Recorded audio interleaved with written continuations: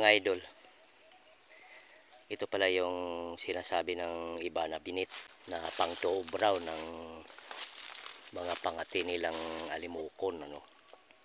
So ito pala yung kanyang puno.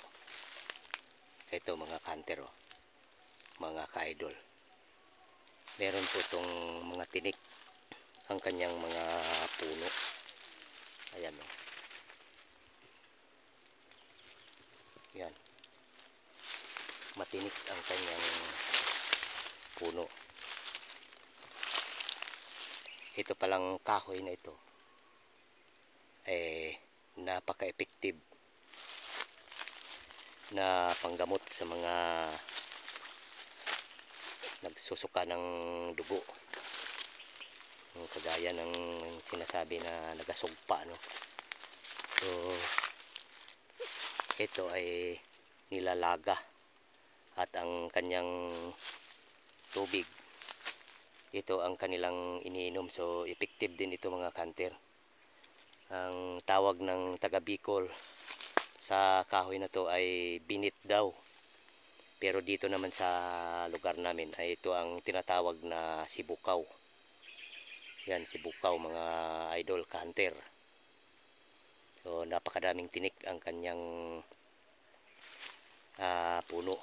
So ito pala yung kanyang dahon mga kanter, papakita ko sa inyo.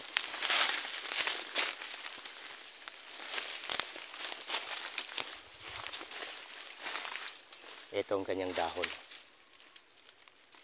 Yan. Meron ding mga tinik ang kanyang mga dahon. So kamukhang kamukha siya ng dahon ng ipil-ipil. Ayan, no.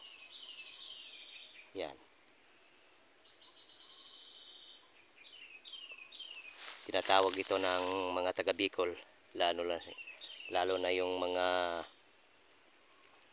nagatuo-tuo sa mga kining mga tuob-tuob daw, no. So ito daw ang mabisang pangtuob ng kanilang mga pangati.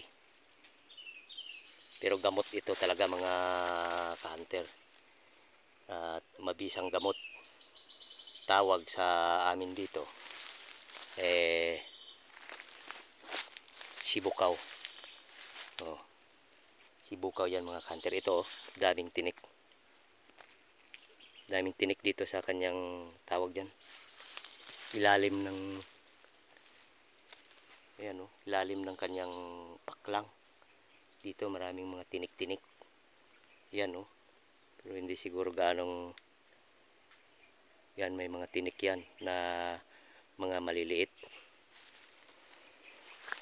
So yan ang tinatawag namin dito na sibukaw. Mabisang gamot. At maraming magagamot itong klaseng kahoy na ito mga kanter. At bihira lang natin itong makita sa kagubatan. Yan, oh. Yan ang kanyang mga puno. Ito, may mga tinik-tinik.